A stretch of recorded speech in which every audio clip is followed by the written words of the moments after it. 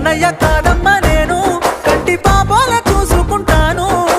నువ్వు మెచ్చే రాముణ్ణి నేను సీత కష్టాలు ముడివెట్టబోను